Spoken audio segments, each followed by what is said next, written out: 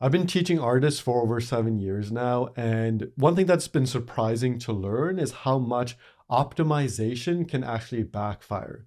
It sounds like a good idea to figure out the fastest way to grow. It seems like a good idea to take on a very specific schedule and very specific approach to art so you can maximize the amount of growth that you have. That all sounds good. But what actually happens is that a lot of artists try to optimize so hard that they forget to have fun.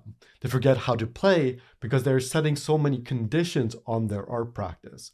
I'm sure that you've tried this before. I'm sure you've taken a course or tried to copy another artist's approach to drawing and had some motivation, had some results, but it wasn't sustainable because you aren't leaning into things that you're actually interested in and just trying to copy someone else. One thing that's very interesting is that a lot of these artists who preach this idea of optimization and preach the idea that you need to follow something that's very specific, a lot of those artists, one, either do it professionally, so there's like a career incentive to get good really quickly. And number two is a lot of times they've designed a system that worked for them. They've leaned into interests that they have naturally and then tell everyone else to follow them, even though other people don't have those exact same interests. Now, I don't think any of these people are malicious in any way. I think that a lot of teachers are trying to help others. But I do think there's a danger of assuming that you can optimize your practice. Art is not like many other things in life. You can't just follow what other people are doing because so much of what makes art interesting and fun is the personal aspects to making art. There is this quote by Carl Rogers that I think about a lot when it comes to teaching. The curious paradox is that when I accept myself just as I am, then I can change.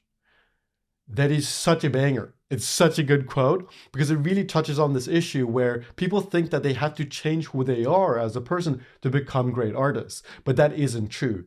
The more you accept yourself as you are, the quicker you will grow as an artist. And what you have to do is take away some of those barriers to enjoyment. Take away the barriers of acceptance. Now, if you are a perfectionist, this is a big issue. I wasted over 10 years of my life, of my creativity, just trying to force myself to become someone who I wasn't. And it doesn't work. It just simply does not work to try to force yourself to become something that you aren't if it isn't in your natural curiosity. If you're not naturally interested in something, you're not going to be able to force yourself to learn it. That's just the facts of the matter because it's not sustainable. Ultimately, what you have to do is get rid of a lot of the barriers to enjoyment and acceptance, and then figure out who you are naturally and lean into your natural interests. That is how a lot of great artists improve quickly.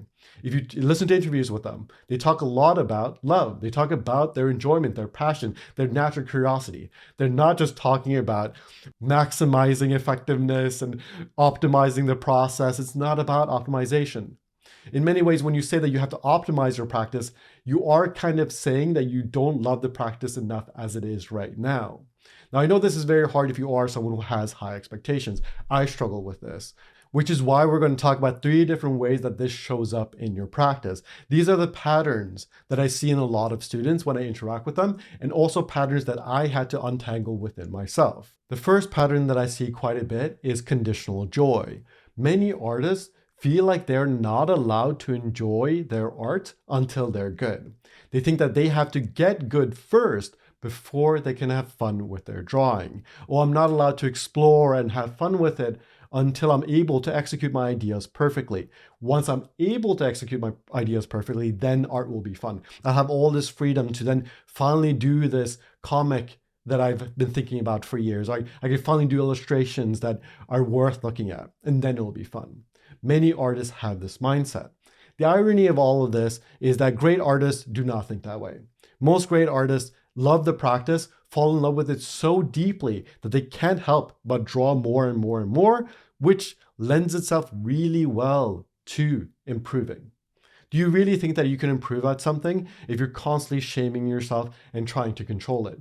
If you feel badly every time you sit down to draw, your body will learn over time that you do not actually enjoy it, which makes it harder and harder to maintain the habit of drawing or making art. So what you actually have to do is dismantle this habit of not enjoying the practice in the moment and find ways to fall in love with it. What things can you change in your practice so you love it more, so your joy isn't conditional on getting better?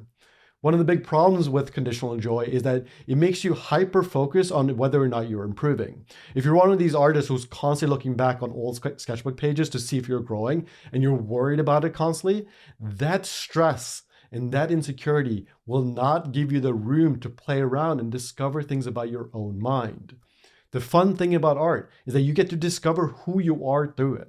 You get to discover how your mind works, what makes you feel more playful, what is enjoyable to you, what is actually interesting to you. And the thing that I can promise you is that there's something that is natural to you, something that's natural within your interest that will help you improve drawing. There's no way that you don't have an interest in the world, in life, that won't show up in the practice in a way that will allow you to actually improve. That I can guarantee you. There's something within you that does express itself if you leave it room to actually express itself. But that means that you have to dismantle the habits that get in the way of that actually existing. You have to leave room for yourself to exist, which requires a lot of self-acceptance. I know that's not easy. It took me many, many years to figure out how to do that for myself. Now art feels so much fun. Like last night, I stayed up till 3 a.m. just drawing for fun by accident, right? And only 7 years ago, I would not have been able to do that. I would be looking at the time, I'd be tracking how much drawing I was doing. I was so stressed about improving that I would never accidentally draw for that many hours. That wouldn't happen. And I draw way better now. I improve faster without any real effort. Like it doesn't feel like effort to me. It just feels like fun. It feels like play. And if you are someone who's struggling with this, check out the Joyful Creative that's linked below. It's a course and mentorship that I've developed to specifically focus on this issue because I do not want other artists to experience the pain that I experienced. I wasted so much of my creativity not enjoying it. I spent so many years just like punishing myself and not falling in love with the practice, and I didn't even improve, right? Like this forceful behavior didn't help me get to where I wanted to. Now I'm able to improve quickly and in ways that I didn't imagine just because I have so much more curiosity for myself. Going back to that Carl Rogers quote, as soon as I learned how to accept my practice as it is, learn to accept my natural curiosity, I suddenly started growing. In many ways, giving up on growth helped me grow. And I know that's a paradox, I know that's hard, but there are specific exercises that we can do to dismantle this. So if you are interested in that, check out the link below and I'll meet you on our first call because the course is designed around actual interaction because I do think that mentorship is almost a requirement. It's very hard to make these changes without human connection. So if that makes sense for you, click the link below. The second pattern I see in a lot of students is black or white thinking. The way this usually shows up is that they label their art as ugly or bad, and they are not able to see the little bits of beauty within their craft. Now, if you are a beginner artist, it is likely that you don't love what you make because your vision of what you want to make is so much further ahead from the skills that you currently have. That is very natural. But if you're not able to recognize the little bits that are good, if you're not able to recognize that, oh, some of these lines are actually kind of pretty and there are things that I like within it, then it's very hard to sit down and practice. If you just see yourself as 100% bad at art, how are you supposed to feel encouraged to actually try new things and have fun with it? Once you can recognize that there's like 2 or 3% good within your craft, once you can recognize that when you do a sketchbook page, there's actually a couple of lines there are kind of pretty. If you're not able to recognize that, then you will not be able to sustain your practice. So a lot of students are in this place where they're just punishing themselves every time they sit down to draw. And then they start to ask, like, why can't I draw more? They think the problem is discipline. The problem isn't discipline. When you do things that you enjoy, when you do things that you think you're good at, aren't you able to just like do it without thinking about it? Aren't you able to brush your teeth every night without thinking about it? Art can feel the same way. As soon as you recognize that there's a little bit of good, you can also recognize that the little bit of good can be celebrated and amplified, and you can feel gratitude for the little bits of good, even though you're a beginner. And that makes it so much more fun. You can be like, ooh, I have all of this other areas that I need to work on. That's true. But there's this little bit that it's beautiful. And the more you just like savor that experience, the more you savor those couple of lines, the more your brain and body will learn that you want more of that.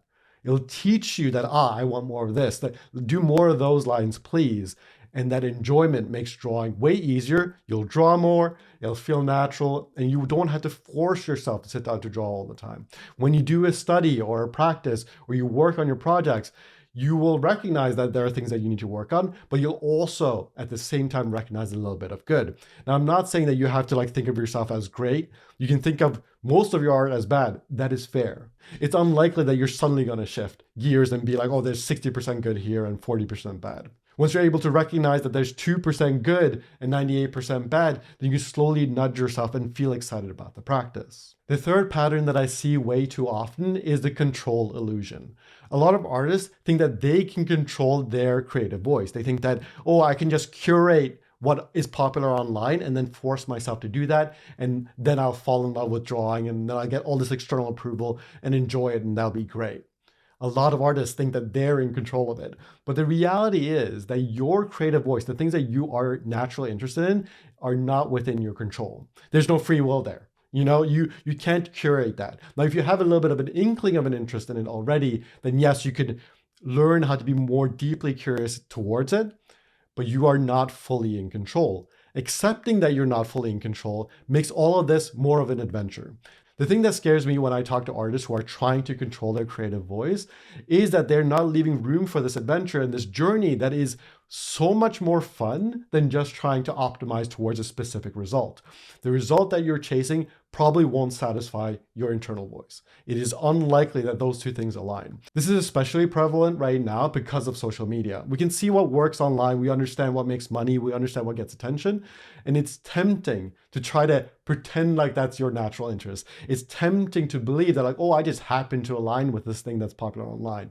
That is very tempting. Now, I'm not saying that you need to go opposite of that just because you think that that's more true. But if you leave room for creativity and accept the fact that you're not in control, there's a creativity that's flowing through you. And as soon as you accept that, you can let whatever comes out come out naturally, and that will lend itself to more creative growth. You will learn faster, you will grow more, and it will all feel a lot of fun. I'm actually shocked by how much I enjoy drawing mushrooms. I could not have guessed that. I could not have guessed that when I first started out drawing. And if I didn't leave room to discover that, there's so many skills that I would not have learned. There's so many skills that I've learned just from studying how to draw mushrooms. And that I could not have guessed. By letting go of control and giving up on the intellect guiding me and letting my heart guide me, I was able to learn more and grow faster. So if you are someone who's been stuck in this loop where you're trying to force yourself to learn things because you're so in control, you have a specific vision of what you want, try to put that aside for a moment, especially if you haven't been drawing a lot. If you've been someone who's struggling to be disciplined with drawing, just put all of that aside and see how much you can discover about yourself. Give up the control, leave room for uncertainty. And that is the key to falling in love with your practice and making all of this much more enjoyable. These are all things that I struggle with for so long, which is why I talk so much about these issues. I really feel like I could have saved so many more years if I just learned this sooner. If this resonates with you and you want to work with me one-on-one, check out the Joyful Creative below. But as always, you can work through these issues, keep falling in love with the craft. Like ultimately, it's the thing that matters. It is what we need more of in the world. We need less optimization. We need more love and self-acceptance. So please, please, please take the time to find ways to find more joy in your practice today.